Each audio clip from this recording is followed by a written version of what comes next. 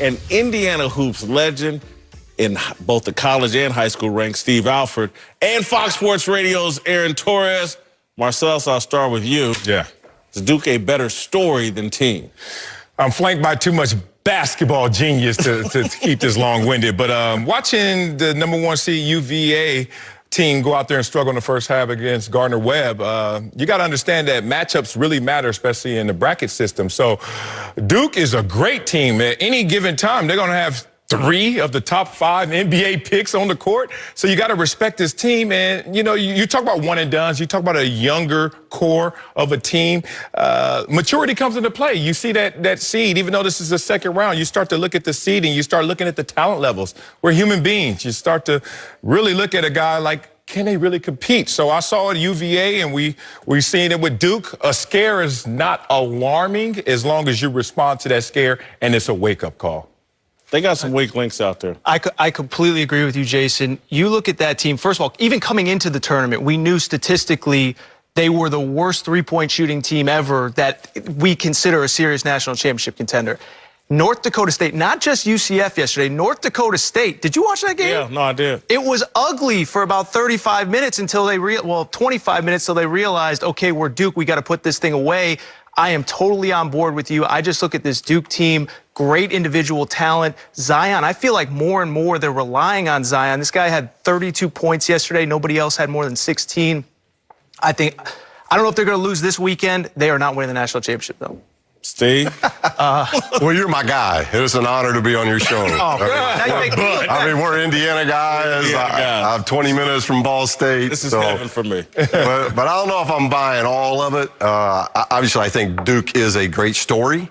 But I did spend 2 days being unemployed. I got to go spend 2 days with Coach K and the Blue Devil program. And those 3 guys, it's not like UCF and Johnny, and I love Johnny to death. He's my guy. They've gone through the ACC. It's not like Johnny's come up with this miracle formula of staying in games. They've only lost 2 games with Zion healthy, and that was an overtime loss at home to Syracuse and a 1-possession game to Gonzaga. So you go through the ACC like they've done and all those things with Zion. He is so good. I think he's so much better than anybody else in college basketball, and they're not going to run into anybody else now protecting the paint like Taco Fall. And so you have the 7'6" guys gone. Duke is the #1 team in the country inside the arc. They're also the worst team in the bracket still left of the 16 outside the arc. So, yes, if you can make them become a three-point shooting team, I think you got a chance to beat them. But that's a heavy load when you're saying you're going to stop Reddish, you're going to stop Zion, you're going to stop R.J. Barrett. These 3 are easily the top 5 picks in the NBA draft coming up. So, yes, you've got to guard 3 guys, but they're really good. And Trey Jones is a guy that can orchestrate things at a high level, both offensively and defensively. So I was fooled a bit yesterday, in your opinion, that UCF has a 7'6" guy. No one else does. But have teams been defending Duke in that fashion where they just acted like Jones didn't exist? Right. And you may see that coming. Virginia Tech's only played them once. Yep. Virginia Tech beat them at Virginia Tech. So it'll be interesting what Buzz and his staff come up with after watching that tape, because it's really the first game where they were basically playing Trey Jones from me to you. Yeah. And so and farther. And it works. Yeah, and it works. But the 7'6" guy is mobile. He changes things. He's a special player. And I don't think we give UCF enough credit. Played in a very good league this year, a 4-bid league, and they did a lot of good things. And obviously Dawkins had a tremendous game, which I'm very proud of for the Dawkins family. But I still wouldn't.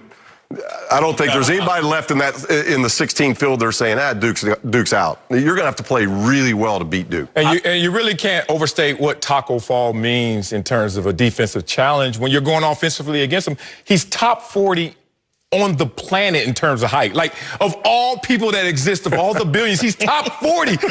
And so you look at Zion's numbers against him, you see that he went out there. 1%. I mean, that's the 0.1 of the 1%. He's 7 of 18 when he was on the court. Then he's 5 of 6 when he's gone. It was just that simple. So now no other team can roll out that anomaly like that. I think it's going to be a little easier for them to go after it. But do you think, though, even as great as Zion was, do you think at this point, though, I feel like the blueprint is not only that they can't shoot, I think those other guys are playing a little bit scared right now. You mentioned Trey Jones. R.J. Barrett, 6 for 15 yesterday. This stat stood out to me. Zion had more than half of Duke's foul shots yesterday, which means nobody's getting into the paint. Nobody's getting other guys to foul them. I just look at this team. I don't think they've been the same since that Zion injury. I think the other guys are playing timid. Zion's awesome, but at some point you got to have somebody else. You got to believe in Coach K. I mean, that's when the coach gathers everyone, resets you, and says, hey, guys, we have great individual talent. I'm a great coach. I don't even have to say that. You get it. Let's bring this as a collective together, because it's hard to go out there and have repeat subpar performances when you have a coach of that magnitude. But I think Aaron's point is, and Steve, I'll ask you this, Zion gets injured and goes out. Duke struggled. That can undermine the confidence of the rest of the team. Absolutely. And particularly when they're young, and it's like, man, we're just not the same without Zion, and it kind of exposes you, and maybe that's what they're dealing with. Absolutely. I mean, everybody, they are dealing with depth issues. They're not a deep team. So you get into now the Sweet 16, you got to stay away from foul trouble. You got to stay away from any kind of minor injury, because you're really only playing 7 guys now, almost 6, and 3 of them are playing 40 minutes. Yeah. So, but I do think Trey Jones, I give Trey Jones more credit. I recruited the young man.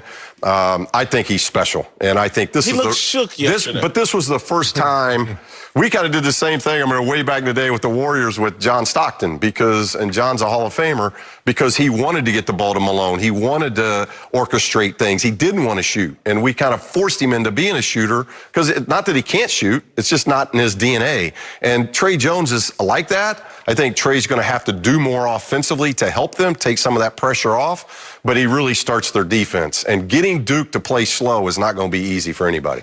All right, this tournament is a one-trick pony. It's Zion. And the rest of this tournament has just been favorites. I think yesterday all the favorites won. Basically, it's the top 16 seeds plus Oregon and maybe one. Is Houston a 5? No, Houston I think is a 2. Auburn was the other one. Auburn's a 5 seed. Yeah. If not for Zion, we'd be taking a dump on this tournament. No Cinderella, no upsets. Yeah. Does this tournament miss a Cinderella? Yeah, well, look, I think every tournament misses a Cinderella when you get something like this. We haven't seen this since 1985. Top 3 seeds all have advanced. So when you think about it, the story is David versus Goliath. We don't want to see Goliath versus Goliath. That's not the same story.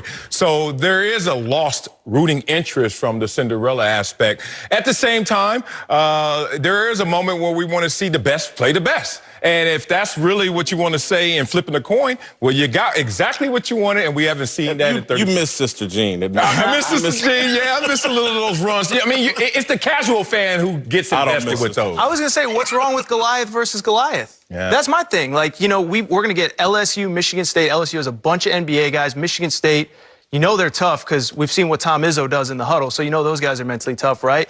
And the winner of that game might get Duke. We might get Carolina, Kentucky, another regional. To me, I like Goliath versus Goliath. I don't know why college basketball is the only sport where we want the little guy. Like, nobody's rooting for the Brooklyn Nets in this upcoming NBA playoff. Sorry, no offense to Nets fans out there. It happened. I mean, maybe not the Clippers either, but... Okay. But, so, to me, I'd rather see Duke versus Kentucky, or Kentucky versus Carolina, Duke versus LSU, Michigan. That's me, though. Well, the matchups are great. You're going to see really good basketball at its highest level. I think that's what the first 2 rounds are about. The first 2 rounds are about everybody's watching all day long for the upset and for the Cinderella. But the Cinderella kind of loses its, as you get into now where you're playing the best of the best, I want to see good basketball. And you're going to get to see, I think, 8 games that are at a high level. Oregon's a 12 seed. Mm-hmm. They were in the Final Four 2 years ago. They were beat up and hurt. You got a healthy Wooten now. Pritchard's playing confident, and he's one of the best point guards, I think, in the country. They're a very dangerous team. You got Kansas out of it. Kansas was set to play Carolina in Kansas City. I don't even think the sites matter now. I don't think there's any where there's a team playing close to home that they get an advantage. As I looked at the brackets, there's 16 teams left. It's all neutral setting. throw the thing up. Great teams, great basketball ahead of us. There's an energy lost, though, without a Cinderella. Let's just be real. When a VCU is going out there and you're seeing them in the Final Four, it's just, I guess the everyman, the common man, the guy next door really rallies for the Cinderella because, wow, that team looks like it was just four-year players, well orchestrated. They went out there and did all the things, all the intangibles. They checked those boxes. Right now, we have a fine point of one-and-done teams and basketball factories. That's what's really starting to happen, and I think we're going to just phase away from maybe some of the Cinderellas. Steve, I want to ask you this, and I know this is not an ideal scenario, but this is probably the first time in your life or in the last 40 years where you just get to watch the NCAA tournament as a fan without being a true insider or looking at. What is this experience like for you? I'm blessed. I'd never be on your show. If I was coaching, I wouldn't be on your show, so I'm blessed. But it's been good just to sit back. I've always said I thought it would be great for head coaches to, at certain parts of your career, you get to take a sabbatical. And you get to go, I was able to go watch Michigan State and Coach Izzo. I was able to watch Coach Cal at Kentucky, Coach Barnes at Tennessee, Coach K at Duke. I went down and saw my friend Dan Munson at Long Beach. And you get to see how they do things, whether it's a shoot around, whether it's day before a game, the night film session. And you just get to see, hey, you want to tweak this with your program, you want to do something different. It's like hitting a refresh button and kind of rebooting. So that part of it's been a lot of fun. And spend time with the family, it's been a great thing. But you get to this time of year, you start getting you get that itch pretty good to be back. All right, we'll get into it a little deeper coming up here with Coach Steve Alford. He'll be back with us. We'll find out what he thinks about Tom Izzo's in-your-face coaching style. Next! And don't forget to check us out on the Fox Sports channel on SiriusXM.